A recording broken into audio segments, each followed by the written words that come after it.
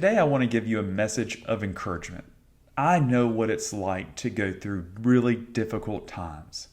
I know what it's like to go through war. I know what it's like to be in a wheelchair. I know what it's like to have your birth family not like you. So when I tell you I know what it's like to be in dark days, I know what it's like to be in dark days. And for me, I personally want to be that hand that's reaching over the cliff for people that are hanging on the edge of the cliff. And when you're like in the midst, in the pits of despair, it is hard to have any hope because it's just been drained out of you when you want to quit. You're crying in the dark, you're screaming out your walls, you're just angry and mad and hurt, and literally nobody's there to listen. Nobody's there to listen. And then when you get all of that anger and frustration out, there's just silence. And all you can do is pick yourself up and move forwards. Find the next best thing to do. And I have found myself in that place many times in my life.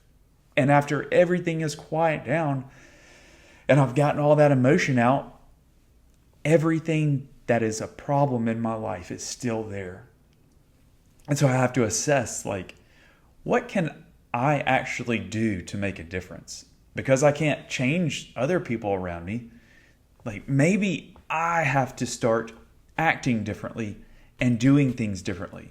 And that self-analysis, when we're in the pit of despair, is not fun. Because I know it for a fact. I wanted to point fingers at everybody else. It was like their fault, their fault, their fault. When the only person I could point to when I was by myself was me.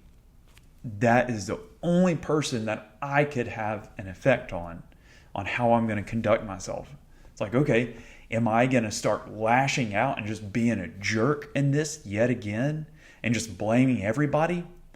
Or am I going to cut them out, put on my blinders, get a vision in my mind, and drive forwards and ignore them?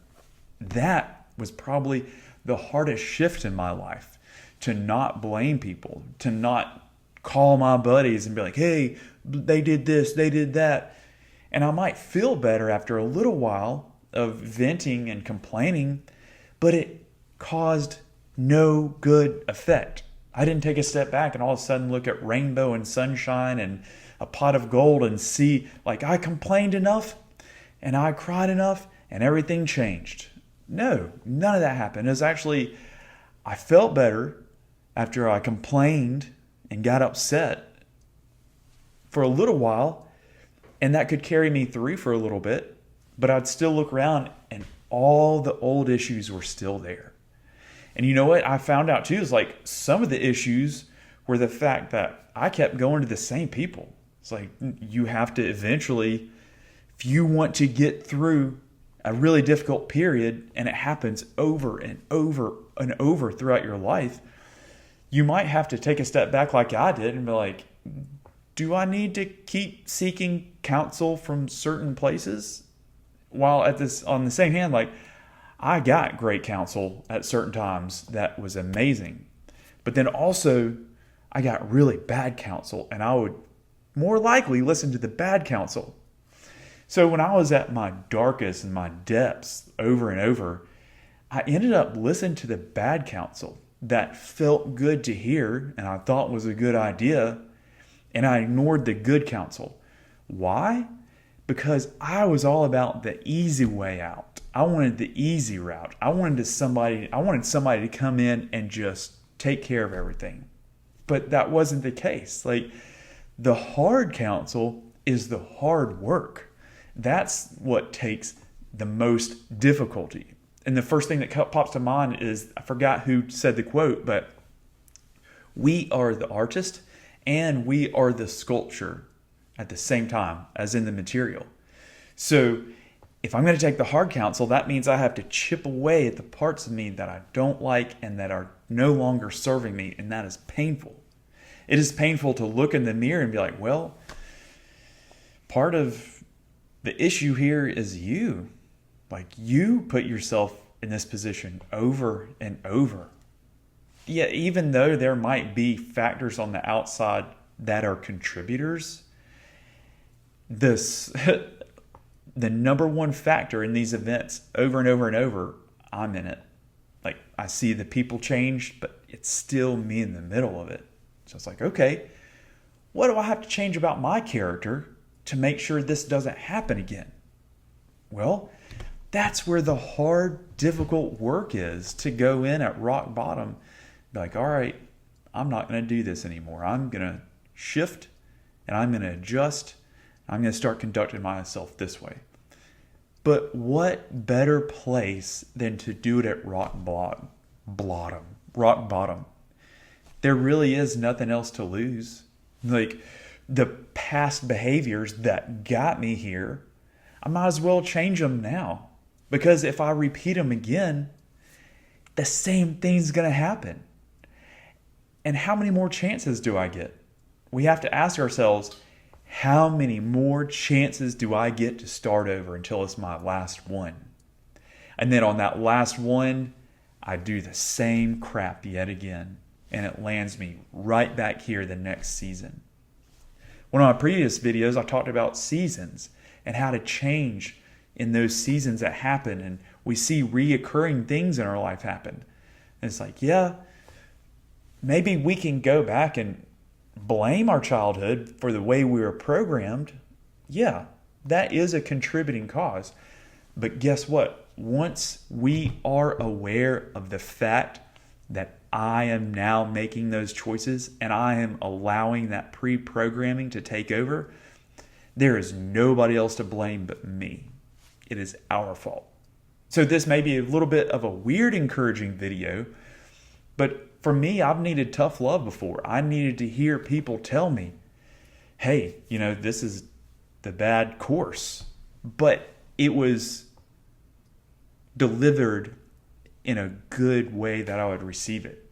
And so I'm hoping that this message received by you is in a good manner, as in you can step back without any shame, blame, or judgment and think, wow, maybe I could be a little more accountable to myself. And where I started with that is the day I decided to change my character, I started with one thing, and that was how I closed my car door. I decided I'm going to step out of my car and I'm going to turn back to my car and I'm going to close it like I would imagine a gentleman would close the car door. That was the very first thing that I chose. And then I chose to start journaling, and I chose to start planning my mornings and planning my nights. And I will say this, I had people encourage me on taking notes, on making plans. And I would not be where I am now without them, but I would not be here without me making the choice to change and to pick up those good habits. And so, like a snowball being rolled up, it builds on itself. So day after day, after rock bottom, I was like, this is how I'm going to close the door. This is how I'm going to run my mornings. This is how I'm going to run my nights. This is how I'm going to think. And the next big thing that changed me was that I chose that every morning when I woke up, I was going to say 3 things that I was grateful for. And that was basically before all the negative thoughts would pop in my brain. It took a few months, but guess what started to happen? I would wake up and the first things that would come in my mind are the things that I was grateful for. And I kept it simple. Be like, I'm grateful for water. I wouldn't be alive without it. I'm grateful for air. I'm grateful for a bed. Even in the darkest of times, we can be grateful. So when I started adding on those little things, so the way I close my car door, making sure I take the trash out of my car. And this is in the darkest of days, but what I was doing was I was being disciplined. And it would have been easy just to overlook and just trash things up.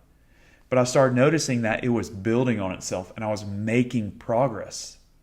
And then the next big thing was where I was at that point in time was to deliver quality service no matter what. And in my heart, I was like, no matter what happens or how I'm talked to or treated, I'm going to perform at a very high level, and I'm going to be positive. And in previous videos, I've talked about building new neural pathways, and that's what I was doing. And it took time and effort, and it was hard.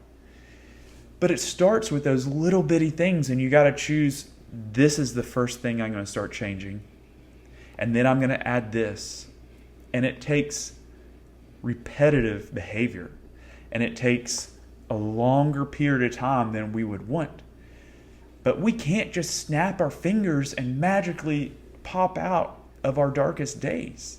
And we have to look in the mirror and point the finger at ourselves and nobody else.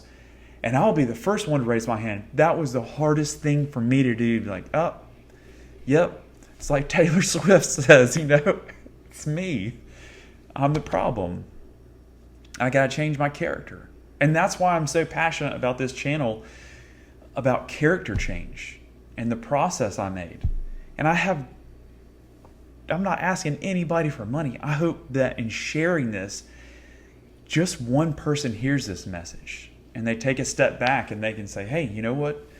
Here's somebody being honest about their darkest days and how they had to look in the mirror and start adjusting and changing their behavior. And if they can do it, I can do it. And I'll tell you what, if I can do it, you can do it. That's the honest truth, because sometimes I'm the laziest person I know. Like, I want to do nothing. If it was up to me, I would lay in my hammock and play video games and go work out and do nothing else. But I don't have that luxury. I don't think any of us do, because time is passing either way. And if I did that, I would just decline in character. But the cool thing is that I found is as I started climbing that mountain, that just difficult mountain, getting out of those dark days, it started building on itself. And I was like, man, I see a difference. Like, I feel a difference. I feel more positive. I feel more encouraged. Like, I'm making really, really good choices. And then I started building a track record I could look back on. And let me tell you this too, you gotta have grace on yourself, because other people might, but nobody's gonna come along with no shame, blame, or judgment. Some people will, but for us, we can be our own worst critic. So it's really important when you're on that upward path, because I'm still there, believe me, but it's very important to take a step back when we don't meet the goals or that daily little thing that we want to do to change. Just like, you know what? That's okay. Tomorrow, I am going to make a better effort at doing that. And then I'll focus on the good things I did. And then I'll write myself a kind note of like, hey, you're doing a good job. Try to do this a little better tomorrow. And changing that internal dialogue really helped me to start building and that snowball effect of becoming a better character and becoming more positive. And I'll tell you what's been super cool in this journey is that I've started being able to truly forgive people and let go of the past. And when you can let go of the past, you are freed up, like, in a manner that you can't believe, to really start working on yourself, because then you're not carrying this huge burden behind you for your entire life, because you can't break free of that without absolutely letting go. So maybe the whole message that I'm trying to deliver today is you can do it. Like, even in your darkest days, to focus on what needs to change or what you want to change with no shame, blame, or judgment, and let go of the past. Like, it doesn't matter how you ended up in the hole or the pit. The only thing that matters is your next action. Are you going to sit there and maybe you have a spoon and that's the only tool you have to dig your way out? Are you going to sit there and start digging? It's just an analogy. Or are you going to snap and break that spoon and get mad? And then a few days later when it hits you, of epiphany of I could have used that spoon as a tool, but I broke it with my big emotions. Think about it. In your pit of despair, your next step is your most vital step to your future. I'm going to wrap it up with that. I hope some of this stuck. I think I'm using that phrase from somebody else who is a really great mentor. But I really hope some of that hit home and encourages you. The end.